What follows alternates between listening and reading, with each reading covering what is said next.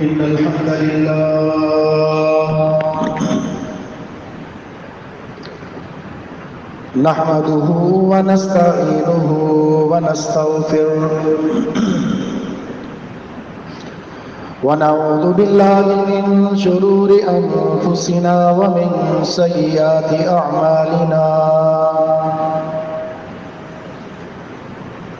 من يهده الله فلا مضل له ومن يضلله فلا هادي له وأشهد أن لا إله إلا الله وحده لا شريك له وأشهد أن محمدًا عبده ورسوله أما بعد فإن خير الحديث كتاب الله وخير الهدي هدي محمد صلى الله عليه وسلم وشر الأمور محدثاتها وكل محدثة بدعة وكل بدعة ضلالة وكل ضلالة في النار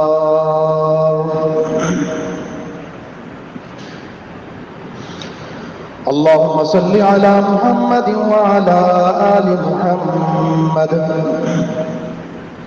كما صليت على إبراهيم وعلى آل إبراهيم إنك حميد مجيد اللهم بارك على محمد وعلى آل محمد كما باركت على إبراهيم وعلى آل إبراهيم إنك حميد مجيد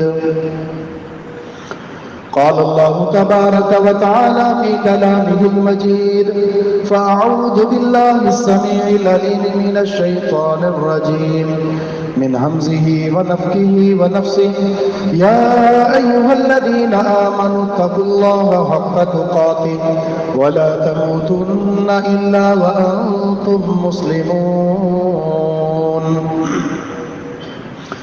يا أيها الناس اتقوا ربكم الذي خلقكم من نفس واحدة وخلق منها زوجها وبث منهما رجالا كثيرا ونساء واتقوا الله الذي تساءلون به والأرحام إن الله كان عليكم رقيبا يا أيها الذين آمنوا اتقوا الله وقولوا قولا سديدا يصلح لكم أعمالكم ويغفر لكم ذنوبكم ومن يطع الله ورسوله فقد فاز فوزا عظيما رب اشرح لي صدري ويسر لي أمري واحلل عقدة من لساني يفقهوا قولي اللهم انفعنا بما علمتنا وعلمنا ما ينفعنا وزدنا علما وقال تعالى في مقام آخر وأذن في الناس بالحج يأتوك رجالا وعلى كل ضامر يأتين من كل فج عميق ليشهدوا منافع لهم ويذكروا اسم الله في أيام معلومات على ما رزقهم من بهيمة الأنعام فكلوا منها وأطعموا البائس الفقير وقال النبي صلى الله عليه وسلم إن الإسلام يهدم ما كان قبله والهجرة تهدم ما كان قبله والحج يهدم ما كان قبله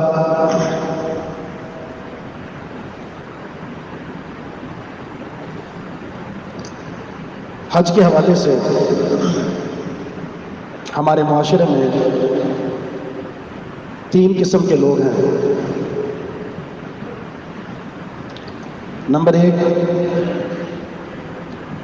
اس عبادت کا شوق رکھنے والے، استطاعت رکھنے والے، حج کو اہمیت دینے والے، اسلام کی عمارت کی تکمیل کا حصہ سمجھنے والے، اور پھر اس کی عملی کوشش کرتے ہیں اور جانے کی تیاری میں ہیں یا جا چکے ہیں. دوسری قسم کا وہ طبقہ ہے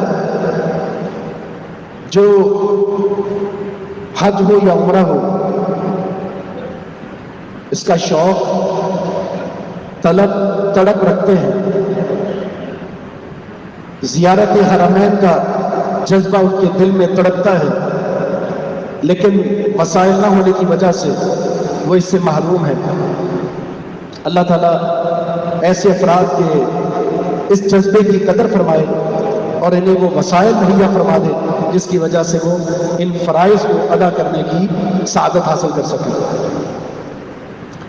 تیسری قسم کا وہ طبقہ ہے جن کے سامنے آج نصوص کی روشنی میں گفتگو کرنی ہے، جو استطاعت رکھتے ہیں مالی بھی اور جسمانی بھی، لیکن ان کے دل میں حج بیت اللہ کا کوئی جذبہ نہیں، کوئی شوق نہیں، کوئی اہمیت نہیں، ضرورت ہی محسوس نہیں کرتے، کوشش ہی نہیں کرتے، تڑپ ہی دل میں پیدا نہیں ہوتی کہ وہ حج جیسا عظیم فریضہ ادا کر سکے۔ تو نصوص کی روشنی میں ایسے افراد کو خبردار بھی کرنا مقصود ہے اور بیدار کرنا بھی مقصود ہے۔ سب سے پہلی بات اس کی فرضیت کی، تو ہر مسلمان اس کی فرضیت سے واقف ہے۔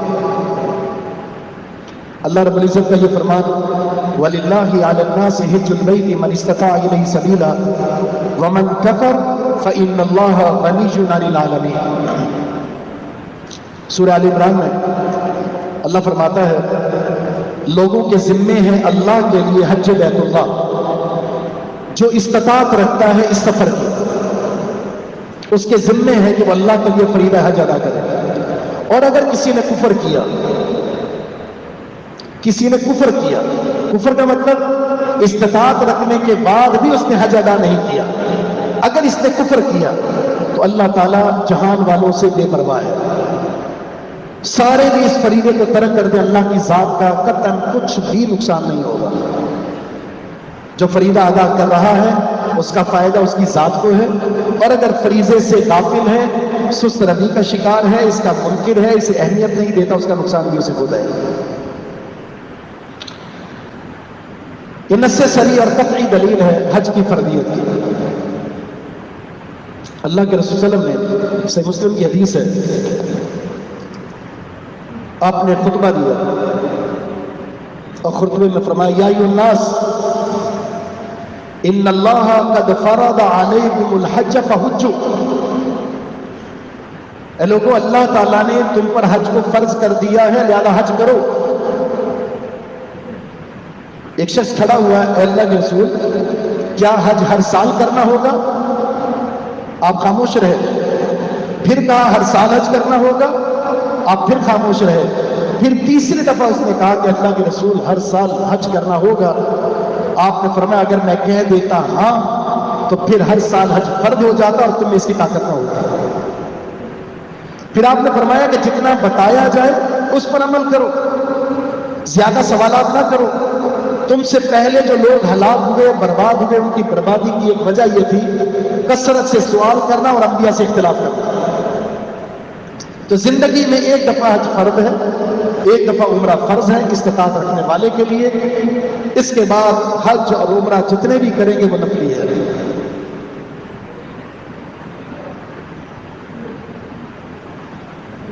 ہم اس حج کے حوالے سے اس کی اہمیت، اس کی افادیت، اس کے مقاصد، اللہ نے کیا رکھے ہیں، اختصار کے ساتھ آپ کے سامنے پیش کرنے کی کوشش کرتے ہیں تاکہ اس سے ترغیب اور ترہیب حاصل ہو۔ سب سے پہلی خصوصیت حج جیسی عظیم عبادت کی یہ ہے، جب ابراہیم علیہ السلام نے بیت اللہ کو تعمیر فرمایا تھا، تعمیر مکمل ہوئی تو اللہ رب العزت نے ابراہیم علیہ السلام سے کہا تھا ایک بلند جگہ پر چڑھ کر تم نے اعلان کرنا ہے، اعلان یہ کرنا ہے لوگوں حج کے لیے اس بیت اللہ کا سفر کرو۔ ایک پہاڑی پر چڑھ کر یہ اعلان کتنے لوگ سن پائیں گے؟ وہاں کے آس پاس کے چند لوگ، لیکن یہ فریضہ اتنی اہمیت کا حامل تھا، اللہ رب العزت نے اس آواز کو دنیا کے ہر کونے میں پہنچا دیا. وَأَذِّن فِي النَّاسِ بِالْحَجِّ يَأْتُوكَ رِجَالًا وَعَلَىٰ كُلِّ ضَامِرٍ يَأْتِينَ مِنْ كُلِّ فَجٍّ عَمِيقٍ. آپ حج بیت اللہ کا لوگوں کے سامنے اعلان کر دیں، یہ دنیا کے کونے کونے سے پیدل چل کر بھی آئیں گے، دبلی پتلی کمزور سواریوں پر بھی آئیں گے، اور بیت اللہ کا سفر کر کے سعادت حاصل کریں گے حج بیت اللہ کا. پھر اللہ رب العزت نے ان کے لیے منافع رکھے ہیں، دنیاوی منفعت بھی ہے اور اخروی منفعت بھی ہے. حج ادا کریں، نفع حاصل کریں، ان ایام میں اللہ کا ذکر کریں، اللہ کے ادا کرتا جانوروں کو ذبح کریں، اس میں سے خود بھی گوشت کھائیں، دوسروں کو بھی کھلائیں. یہ آواز سمندروں کو چیرتی ہوئی، پہاڑوں کو چیرتی ہوئی، وادیوں کو چیرتی ہوئی، شہروں کو عبور کرتی ہوئی، بلند راستوں کو عبور کرتی ہوئی دنیا کے کونے کونے میں پہنچی. اور آج بھی اس آواز کی صدا ہر ایک مسلمان کے دل میں ہے اور تڑپتا ہے کہ میں نے جانا ہے، استطاعت نہیں ہے پھر بھی دعا کر رہا ہوتا ہے، اللہ وسائل مہیا کر دے، میں نے حج بیت اللہ کرنا ہے. یہ اس کی وہ خصوصیت ہے جو اللہ رب العزت نے اس اعلان کی وجہ سے پیدا فرمائی. اس کی اہمیت تھی، اسی اہمیت کے پیش نظر، اسی خصوصیت کے پیش نظر اللہ نے اس ہلکی سی نکلی آواز کو دنیا کے کونے میں پہنچا دیا. اب بھی کسی کو اگر وہ آواز سنائی نہیں دیتی، اس آواز سے اس کے دل کے اندر تڑپ پیدا نہیں ہوتی، تو پھر اسے احتساب کرنا ہوگا میرا اسلام مکمل ہے بھی یا نہیں.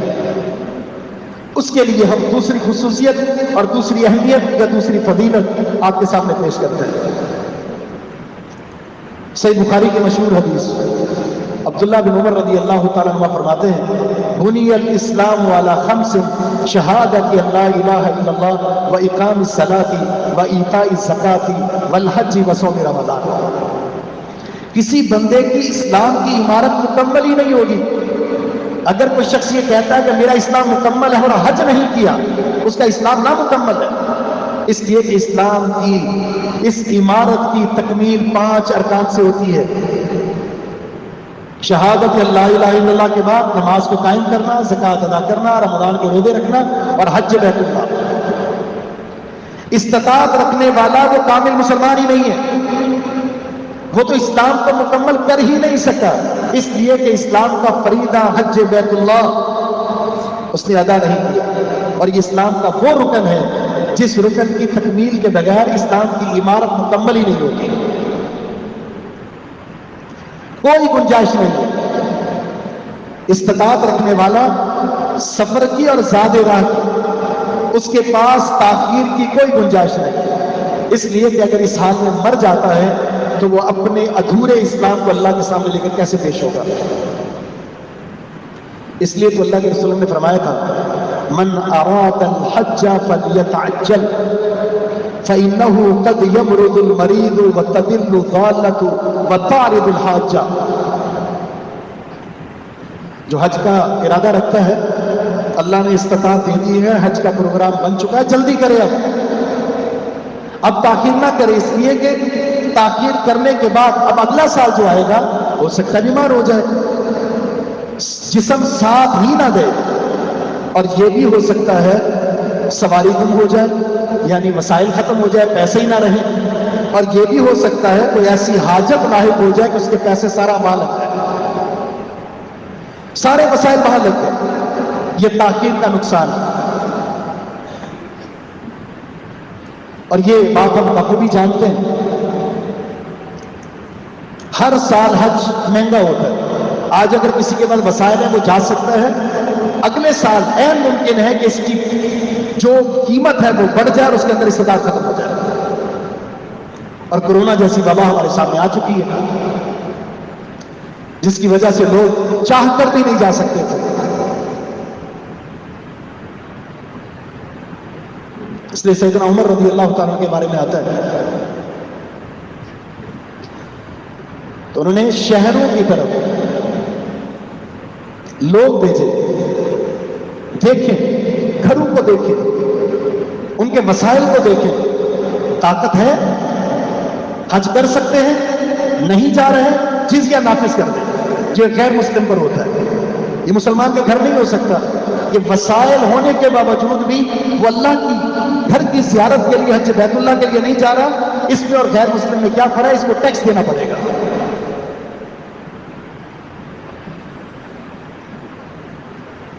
تیسری خصوصیت جو اس کو نمایاں کر دیتی ہے، اور وہ خصوصیت یہ ہے، جو حج بیت اللہ کر دیتا ہے، ادا کر لیتا ہے، اللہ اس کے صغیرہ اور کبیرہ سارے گناہ معاف کر دیتا ہے، اس کے دامن میں کوئی ایک گناہ بھی باقی نہیں رہتا۔ صحیح بخاری کی حدیث ہے، من حج للہ فلم یرفث ولم یفسق رجع کیوم ولدتہ امہ، جس نے حج بیت اللہ کیا لیکن 2 شرطوں کے ساتھ، قرآن میں ایک اور اضافہ 3 شرطیں ہیں۔ پہلی شرط یہ ہے لم یفسق، فسق و فجور نہ کرے، لا رفث ولا فسوق ولا جدال، گناہ کا کوئی کام نہ کرے، پورا نیک اور صالح بن کر جائے۔ لم یرفث، بےہودہ گفتگو نہ کرے، اپنی آنکھوں کی حفاظت کرے، اپنے کان کی حفاظت کرے، اپنے اعضاء کی حفاظت کرے، بےہودگی نہ ہو۔ ولا جدال، لڑائی جھگڑا نہیں کرنا۔ یہ 3 چیزیں اس لیے ذکر کی گئی ہیں، حج بیت اللہ یہ ہے ہی عبادت مشقت والی۔ آپ کو تصور لے کر جاتے ہیں، اور وہ تصور یہ ہوتا ہے مجھے گھر والی سہولت ملے گی، مجھے یہ چیز ملے گی، قطعاً نہیں، یہ عبادت ہے ہی مشقت والی۔ اس لیے تو رسول اللہ صلی اللہ علیہ وسلم نے فرمایا تھا عورتوں کا جہاد حج بیت اللہ ہے، بلکہ ایک اور حدیث کے الفاظ ہیں جس میں فرمایا عورت کا، بچے کا اور بوڑھے کا حج یہ جہاد ہے۔ یوں سمجھ لیں کہ جان کے خطرات ہیں، پر مشقت، ایسی پر مشقت عبادت میں پھر موسم گرما ہو، انسان کی طبیعت کے اندر غصہ بھر جاتا ہے، نتیجتاً پھر وہ بد اخلاقی پر اتر آتا ہے، لڑائی جھگڑا، اور اگر اس کی طبیعت میں ویسے ہی غصے والا پن ہو تو آپ بگولا بھی ہو جاتا ہے۔ نتیجتاً اس جھگڑے سے، اس بےہودگی سے، اس بد اخلاقی سے اپنا وہ سارا کا سارا وہ قیمتی وقت، قیمتی سرمایہ وہ ضائع کر بیٹھتا ہے، ان 3 عادات کی وجہ سے، جھگڑے کی وجہ سے، فسق و فجور کی وجہ سے اور بےہودگی کی وجہ سے۔ قرآن نے یہ شرط لگا دی اور حدیث میں بھی شرط لگائی ہے، نہ وہ فسق و فجور کرے اور نہ ہی کسی قسم کی بےہودگی کرے۔ ایسا شخص جب حج کر کے اس انداز سے واپس لوٹتا ہے شرائط کے ساتھ، پھر وہ اس طرح پاک اور صاف ہو کر لوٹتا ہے جس طرح اس کی ماں نے آج اسے پہلے دن جنم دیا ہے۔ نہ کوئی کبیرہ گناہ، نہ کوئی صغیرہ گناہ، بلکہ صحیح مسلم کی ایک اور حدیث جس میں عمر بن عاص رضی اللہ تعالیٰ عنہ رسول اللہ صلی اللہ علیہ وسلم کے پاس آئے اور آ کر کہا کہ میں اپنا ہاتھ آگے بڑھائیے، میں بیعت کرنا چاہتا ہوں آپ کے ہاتھ پر، اسلام لانا چاہتا ہوں۔ فبسط یدہ، آپ نے اپنے ہاتھ کو پھیلا دیا۔ سیدنا عمر نے اپنے ہاتھ کو کھینچ لیا۔ آپ نے فرمایا ما لک یا عمر، اے عمر کیا ہو گیا؟ ابھی تو تم نے کہا تھا ہاتھ بڑھائیے، میں بیعت کرنا چاہتا ہوں، ہاتھ کو کیوں کھینچ لیا؟ فرمایا اشترط یا رسول اللہ، اے اللہ کے رسول ایک شرط لگانا چاہتا ہوں۔ آپ نے فرمایا ماذا تشترط، کیا شرط لگانی ہے؟ فرمایا یغفر لی، اسلام قبول کروں گا ایک شرط کے ساتھ کہ میری زندگی کے سارے گناہوں کو اللہ معاف کر دے۔ آپ نے فرمایا اما علمت یا عمر، اے عمر کیا تجھے معلوم نہیں ان الاسلام یہدم ما کان قبلہ، اسلام انسان کے زندگی کے سارے گناہوں کو دھو دیتا ہے، اور مسلمان ہونے کے بعد اس کی زندگی کا جو کھاتا ہے وہ اب کھلتا ہے، اس سے پہلے تو سارے جرائم معاف ہو جاتے ہیں۔ وَأَنَّ الْهِجْرَةَ تَهْدِمُ مَا كَانَ قَبْلَهُ، جو اللہ کی رضا کے لیے دارالکفر کو چھوڑ کر دارالاسلام میں آتا ہے، اللہ کی خاطر، اللہ کی بندگی اور عبادت کی خاطر، اس ہجرت کی وجہ سے بھی اللہ اس کی زندگی کے سارے صغیرہ گناہ کو اور کبیرہ کو معاف کر دیتا ہے۔ وَأَنَّ الْحَجَّ يَهْدِمُ مَا كَانَ قَبْلَهُ، اور حج بھی ایک ایسی عظیم عبادت ہے جس کے کرنے کی وجہ سے اللہ تعالیٰ اس انسان کی زندگی کے سارے صغیرہ اور کبیرہ گناہوں کو معاف کر دیتا ہے۔ ایسی عظیم اور محبوب عبادت ہے کہ انسان کے سارے گناہ معاف ہو کر وہ نومولود بچے کی طرح واپس پلٹتا ہے۔ چوتھی خصوصیت حج بیت اللہ کی، جس انسان نے حج مقبول کر لیا، حج مبرور کر لیا، اللہ رب العزت نے اس انسان کی جزا جنت ہی کی صورت میں واجب کر دی ہے۔ بس تم حج مبرور کر کے لوٹو، تمہارے لیے جنت کا سرٹیفکیٹ ہے۔ حج مبرور کیا ہے؟ آپ نے فرمایا العمرۃ الی العمرۃ کفارۃ لما بینہما والحج المبرور لیس له جزاء الا الجنہ۔ جب بندہ 2 عمرے کر لیتا ہے تو درمیان میں جتنے گناہ ہیں سارے معاف ہو جاتے ہیں، اور حج مبرور کی جزا تو عند اللہ جنت ہی ہے۔ حج مبرور کی تعریف اہل علم نے مختلف کی ہے۔ مثلا ایک تعریف یہ ہے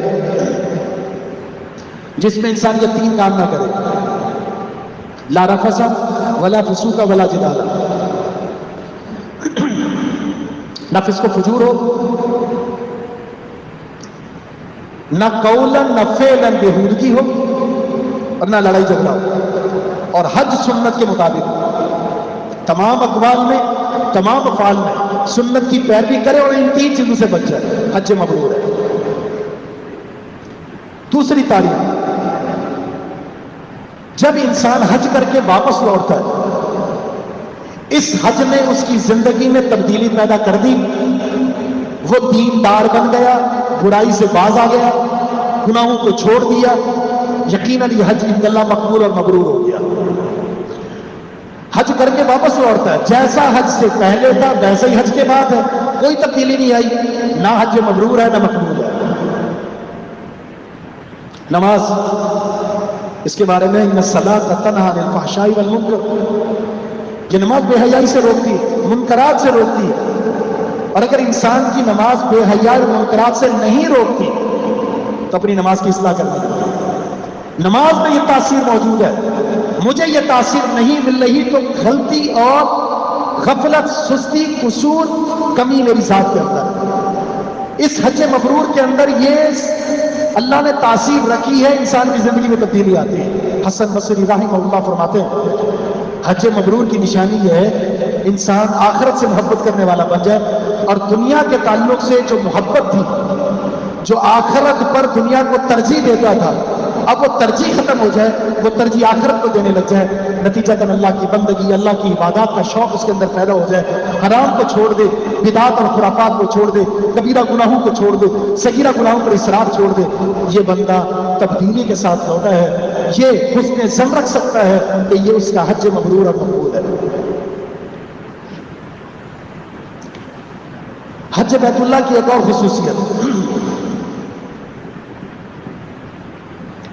اس راستے میں چونکہ پرخطر پرمشقت راستہ ہے، یعنی یہ جو 5 سے 6 دن حج کے ہوتے ہیں،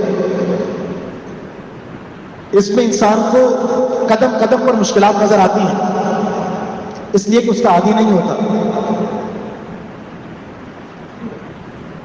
بھیڑ بھی ہوتی ہے، گرمی بھی ہوتی ہے، نتیجتاً کسی کی جان کے جانے کا بھی خطرہ ہوتا ہے۔ اگر کوئی شخص دوران حج فوت ہو جاتا ہے تو اس کی عظمت بھی حدیث میں موجود ہے۔ رسول اللہ صلی اللہ علیہ وسلم حج میں تھے، آپ کو ایک صحابی کے بارے میں بتایا گیا، دوران سفر اپنی سواری سے وہ گرے اور گردن ٹوٹ گئی اور وہ فوت ہو گئے۔ پیارے پیغمبر علیہ السلام نے فرمایا اغسلوہ بماء وسدر وکفنوہ فی ثوبیہ ولا تخمروا رأسہ فإنہ یبعث یوم القیامۃ ملبیا۔ بیری کے پتوں کے ساتھ اسے غسل دو، احرام کی 2 چادروں کے ساتھ اسے کفن دے دو، اس کے سر کو نہیں ڈانپنا، اس کے پاؤں کو نہیں ڈانپنا، کیونکہ یہ حاجی ہے، اور جب کل قیامت کے دن اسے اٹھایا جائے گا، یہ قبر سے اٹھے گا، احرام کی چادروں میں تلبیہ پڑھ کے اٹھے گا۔ اور رسول اللہ صلی اللہ علیہ وسلم کا فرمان ہے جامع الصغیر میں من خرج حاجا فی سبیل اللہ فمات کتب لہ اجر الحاج الی یوم القیامہ۔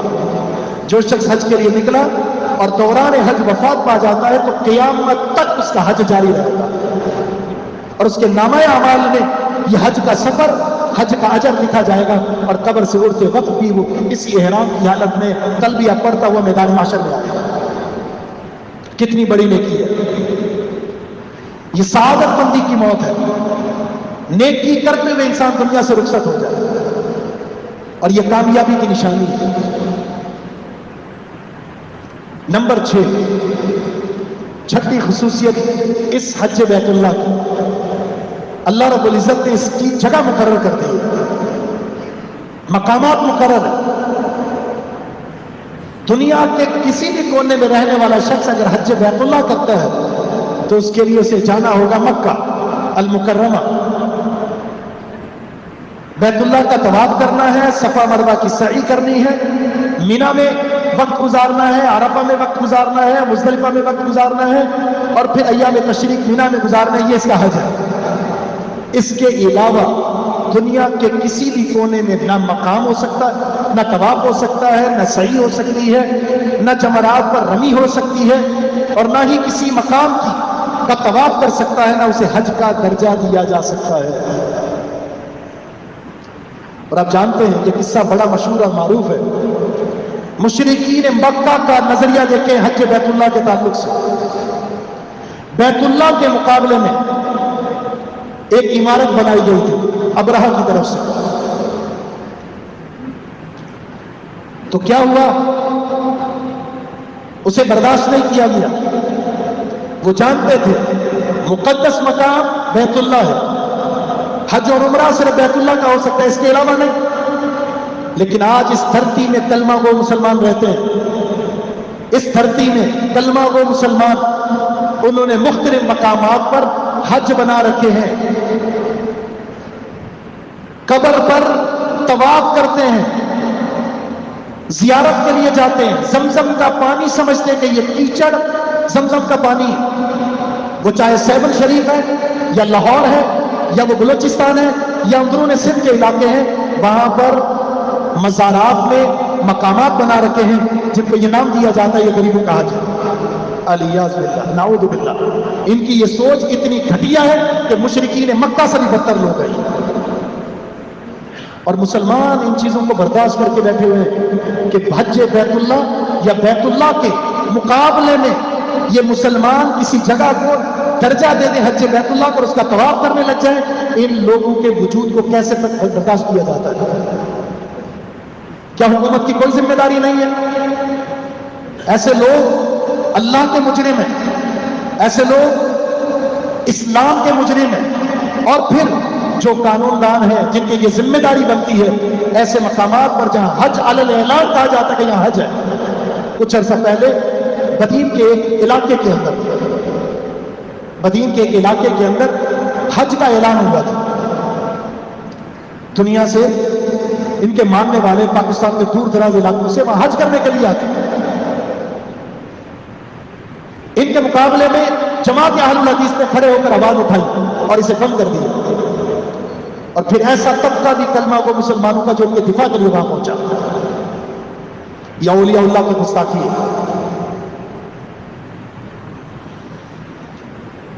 آج بھی ایک شخص نے ویڈیو شیئر کی ہے جس میں 150 سال سے لے کر آج تک لاہور کے ایک مزار کے اندر حج کے نام سے طواف ہوتا ہے۔ طواف کرتے ہیں، زیارت ہوتی ہے، اپنے کپڑے تبدیل کرتے ہیں، اور ایک دروازے سے گزار دیا جاتا ہے کہ آپ حاجی بن کر نکل رہے ہیں، آپ کے سارے گناہ معاف، آپ جنتی ہیں۔ کیسے تصور کر سکتے ہیں ہم اس چیز کا؟ مشرکین مکہ کی غیرت اور آج ہماری غیرت کیا ہے؟ اور ایک بات موضوع من گھڑت ہمارے ہاں بھی مشہور ہے، ماں باپ کی زیارت یہ حج ہے۔ ماں باپ کی زیارت کو حج کے ساتھ تعبیر کرتے ہیں، قطعاً یہ مماثلت جائز نہیں۔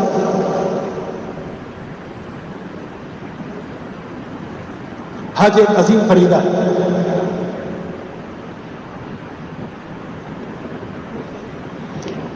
اس کی خصوصیت یہ کہ اس کے مقامات خاص ہیں۔ اس کی ایک خصوصیت یہ ہے کہ اس کے ایام بھی خاص ہیں، مہینہ بھی خاص ہے اور دن بھی خاص ہے۔ ہر عبادت کا متبادل موجود ہے۔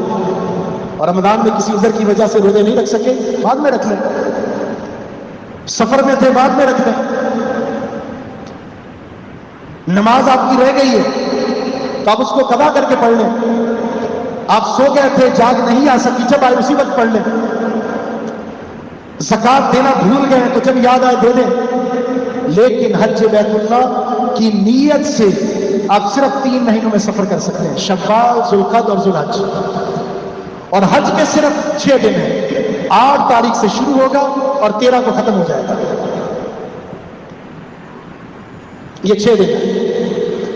اگر یہ 6 دن نکل گئے آپ کہیں گے کہ میرے پاس میں وہاں آیا ہوا ہوں، اب ذوالحجہ کے آخری عشرے میں حج کر کے چلا جاتا ہوں، جتنا مرضی آپ چکر لگا لیں آپ کا وہ حج ہے ہی نہیں، کیونکہ وہ 6 دن حج کے ہیں، مخصوص ہیں، ان کا کوئی متبادل نہیں، یہ اس کا اختصاص ہے۔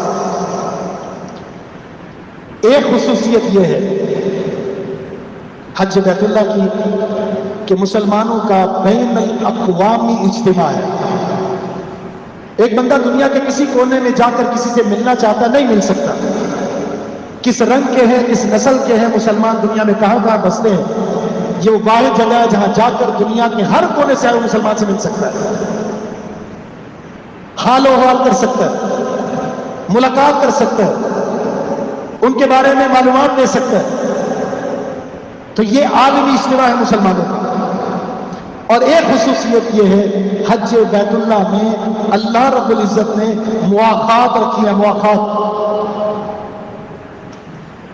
وہ اجمی ہے وہ عربی ہے، کس نسل کا کس قوم کا کس برادری کا، ایک لباس ایک زبان اور ایک کلمہ دے کر مسلمانوں میں اجتماعیت کو پیدا کر دیا، کوئی امیر ہوگا کوئی غریب ہوگا کوئی عربی ہوگا اجمی ہوگا، کیا نسل کیا زبان کیا علاقہ کیا چودھری کون کون، لیکن اس جگہ پر آ کر آپ کا لباس بھی ایک، آپ کی زبان بھی ایک اور آپ کا کلمہ بھی ایک ہی صدا ہوگی، ایک ہی صدا ہوگی، ایک ہی رنگ ہوگا لباس کا۔ اللہ رب العزت نے اس سے بڑھ کر مسلمانوں کی اجتماعیت کا کوئی اور درس نہیں دیا۔ تو جب اتنے فوائد اور ثمرات ہیں، اتنی خصوصیت اور اہمیت ہے، تو کون ہے وہ مسلمان جسے استطاعت ملی ہو اور وہ بار بار حج اور عمرے کے لیے نہ جائے؟ جہاں تک فوائد کی بات ہے تو فوائد میں سب سے بڑا فائدہ توحید کا سبق، یہاں توحید کا سبق جگہ جگہ پر ایک ہی کلمہ زبان سے نکلتا ہے، لبیک اللہم لبیک لا شریک لک لبیک، یہ کلمہ یہ صدا اتنی بلند ہوتی ہے اتنی بلند ہوتی ہے کہ کونے کونے میں پھیل جاتی ہے، اور یہ توحید کا سب سے بڑا نعرہ ہے۔ اور اگر زبان میں شرک کی غلاظت ہے، یہاں سے شرک لے کر جاتا ہے، 1000 دفعہ لبیک پڑھ لے، اس کا یہ کلمہ یہ ترانہ عند اللہ کوئی تاثیر نہیں رکھتا۔ اس لیے من مات وهو يعلم انه لا اله الا الله دخل الجنہ، جنت میں صرف اس نے جانا ہے جو لا الہ الا اللہ کے بارے میں علم رکھتا ہو۔ اگر علم نہیں ہے، اب جہالت کی وجہ سے آپ طوطے کی طرح جملہ رٹے جا رہے ہیں اور نہ عقائد کا معلوم ہے نہ توحید کا علم ہے، تو کوئی فائدہ نہیں، وقت بھی ضائع سرمایہ بھی ضائع۔ اتباع سنت کی تعلیم ہے، ہر جگہ وہ کام کریں گے جو محمد رسول اللہ صلی اللہ علیہ وسلم نے کیا۔ بدنصیب ہے وہ لوگ اس جگہ پر بھی جا کر بت پرستی لے کر جاتے ہیں مسلک کی، اور تقلید کرتے ہیں کہ ہمارے امام نے کہہ دیا کہ یہ کرنا ہے، بس 10 سے مس نہیں ہوتے وہی کام کرتے ہیں۔ انشاءاللہ اگلے جمعے بتائیں گے مسنون اور غیر مسنون حج کیا ہوتا ہے، کون سی وہ عادات ہیں جو رسول اللہ صلی اللہ علیہ وسلم نے کی اور کون سی ہمارے معاشرے میں جو لوگوں سے کرائی جاتی ہیں اور ان کے حج کو خلاف سنت ادا کروایا جاتا ہے۔ اخلاص تقاضا ہے اس حج کی قبولیت کا، تو کبھی تشہیر مت کیجئے کہ آپ ایئرپورٹ پہ ہیں، آپ نے احرام باندھ دیا ہے، آپ اتر چکے ہیں، آپ حرم میں ہیں، آپ طواف کر رہے ہیں، آپ مینا میں پہنچ گئے، لمحہ لمحہ اپنی کوریج ساتھ میں گھر والوں کو حج میں شریک کر کے یہ دکھا کر کے آپ حاجی صاحب بن گئے، پھر اسٹیٹس لگ رہا ہے، پھر فیس بک پر شیئر ہو رہا ہے۔ یہ ایسا عمل ہے کہ آپ نے جانے سے پہلے اپنے حج کو برباد کر دیا۔ حج کی اہمیت، اس کی ضرورت، اس کی عظمت، اس کی قبولیت، اس کے لیے فکر مند ہونے کی ضرورت ہے، اور اس فکر کے ساتھ جانا چاہیے اور اسی فکر کے ساتھ لوٹنا چاہیے۔ اللہ سے دعا ہے کہ رب العالمین اس عظیم جیسی عبادت حج بیت اللہ کا فریضہ ہم سب کو ادا کرنے کی توفیق عطا فرما دے. جن کے پاس وسائل نہیں اللہ انہیں وسائل مہیا فرما دے، اور جن کے پاس وسائل ہیں اللہ انہیں ہمت اور توفیق دے دے کہ وہ حج بیت اللہ کو ادا کرنے کے لیے جائے. وما توفیق الا باللہ، وآخر دعوانا ان الحمد للہ رب العالمین.